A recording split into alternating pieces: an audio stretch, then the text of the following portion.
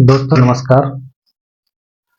आज हम देखेंगे कि ब्रिटिश राज के अधीन शासन में भारत के अंतर्गत क्या क्या सुधार किए गए और इन सुधारों का हमारे संविधान जब विद्वान बना रहे थे तो उन पर क्या प्रभाव पड़ा और संविधान के अंतर्गत इसमें से इन सुधारों में से क्या क्या समावेश किया गया। तो देखते हैं। तो ब्रिटिश राज के अधीन इसका मतलब है कि ईस्ट इंडिया कंपनी को समाप्त कर दिया गया। मतलब सीधा शासन महारानी विक्टोरिया के अंतर्गत चला गया, जो उस टाइम पे ब्रिटेन की महारानी थी। तो ऐसा क्या हुआ कि ब्रिटिश राज के अधीन शासन चला गया। 1858 से पहले 1857 में 1857 की क्रांति हुई। कहने का मतलब है ईस्ट इंडिया कंपनी के पैर फूल गए। लॉर्ड कैनिंग जो उस समय थे वो तो इतना तक बोल रहे थे कि अगर कुछ देसी रियासतों में और कुछ लोगों ने अगर उनका साथ नहीं दिया होता तो उनको आज ही बोरिया बिस्तर बांध के जाना होता। तो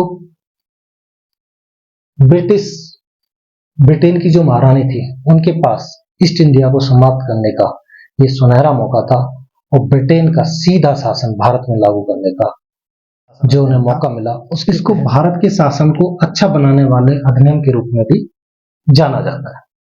वो हालांकि चीज है कि वो अच्छा था या नहीं, वो डिस्कशन की चीज है।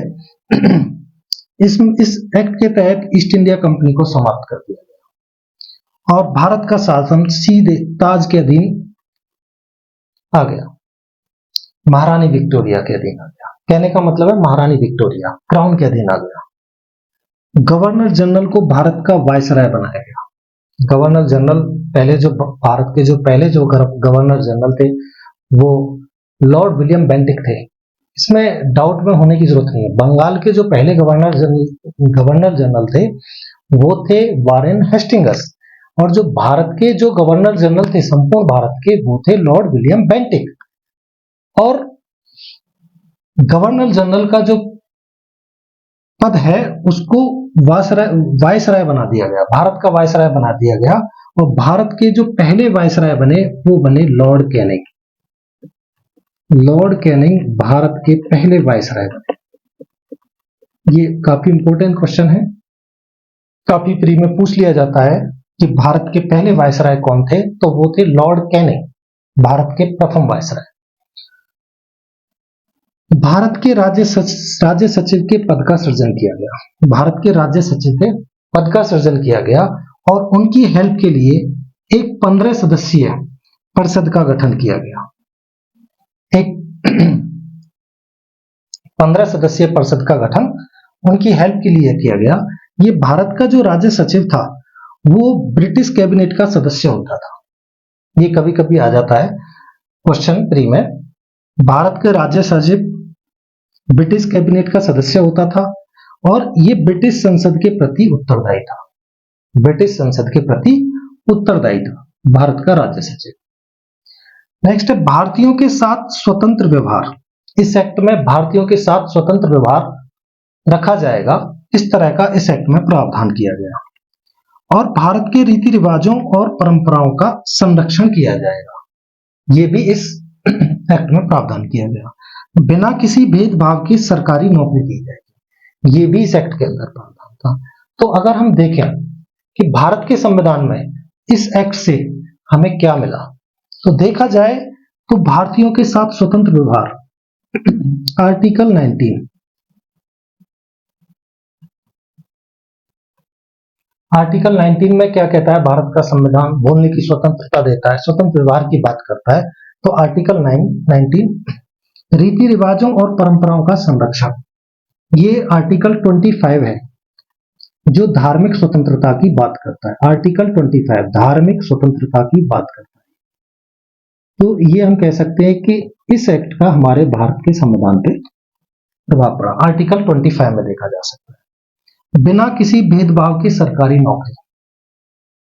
अगर इसमें भी देखें तो आर्टिकल 14 ये मौलिक अधिकारों फंडामेंटल राइट्स जो है आर्टिकल 14 वो क्या कहता है, विधि के समक्ष समता की बात करता है। जो ये एक्ट कर रहा है विधि के समक्ष समता की बात करता है। कहने का मतलब है equity before law, equity before law. तो ये प्रभाव हमारे संविधान पे इस एक्ट ने डाले। आगे देखते हैं 1861 का भारत शासन अधिनियम। इस अधिनियम के तहत कानून बनाने में भारतीयों को शामिल करने की शुरुआत की। ये पहली बार हुआ कि 1861 में भारतीय भी कानून बनाने में शामिल हो सकते थे। एक अच्छी शुरुआत हुई। मद्रास एवं बंबई प्रेसिडेंसी को पुनः शक्तियां प्रदान कर दी गई, विधायी शक्तियां प्रदान कर दी गई, लेजिस्लेटिव पावर्स प्रदान कर दी गई और एक विकेंद्रीकरण की शुरुआत हुई, डिसेंट्रलाइजेशन की शुरुआत हुई। वायसराय को अध्यादेश जारी करने की शक्ति दी। ड्यूरिंग इमरजेंसी या कोई आपातकाल है तो वायसराय अध्यादेश जारी कर सकता था और वो 6 माह तक लागू रह सकता था। अगर हम आज के सिनेरियो में देखें और जो हमारा कॉन्स्टिट्यूशन कहता है, संविधान कहता है, आज भी राष्ट्रपति आर्टिकल 123 के तहत, ये एक्ट का प्रभाव है इस पे, आर्टिकल 123 के तहत ऑर्डिनेंस, अध्यादेश, ऑर्डिनेंस जारी कर सकता है।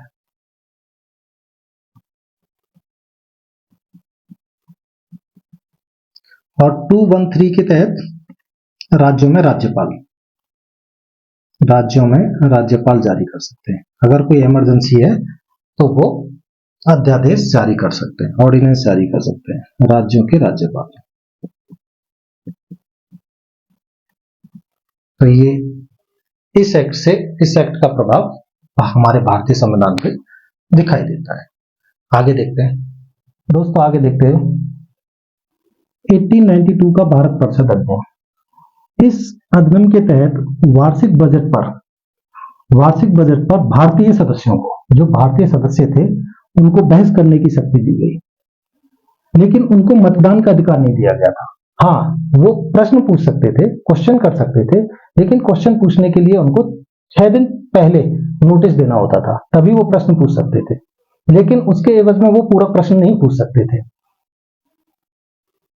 और आगे क्या था, सीमित अर्थों में निर्वाचन पद्धति का आरंभ किया गया। सीमित अर्थों में निर्वाचन पद्धति का आरंभ कर दिया गया। यहां से एक तरह से निर्वाचन की एक प्रक्रिया आरंभ हुई। ये अप्रत्यक्ष रूप से था। अप्रत्यक्ष रूप से मतलब मनोनीत करते थे। जैसे अगर हम देखें तो इस एक्ट का हमारे भारतीय संविधान पर क्या प्रभाव पड़ा, तो अगर आप आर्टिकल 112 देखिए, आर्टिकल 112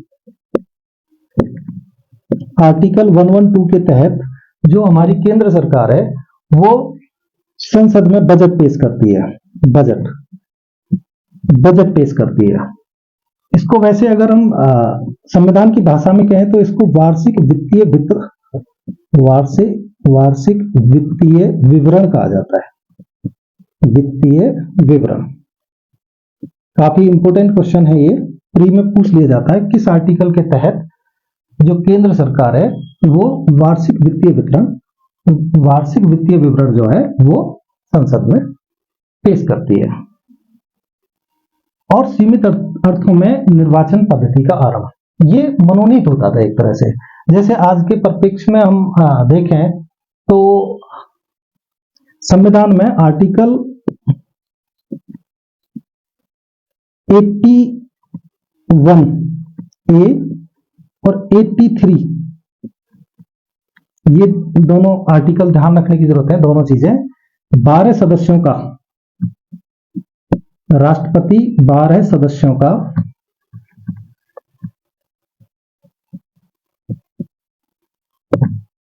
मनोनयन करते हैं। 12 सदस्यों को राज्यसभा में मनोनीत करते हैं। जो साहित्य, विज्ञान आदि के क्षेत्र से होते हैं उनको राष्ट्रपति जो है राज्यसभा में मनोनीत करते हैं। तो ये हमारे संविधान पे इस एक्ट का ये प्रभाव था, कवर करेंगे। आज के लिए नमस्कार।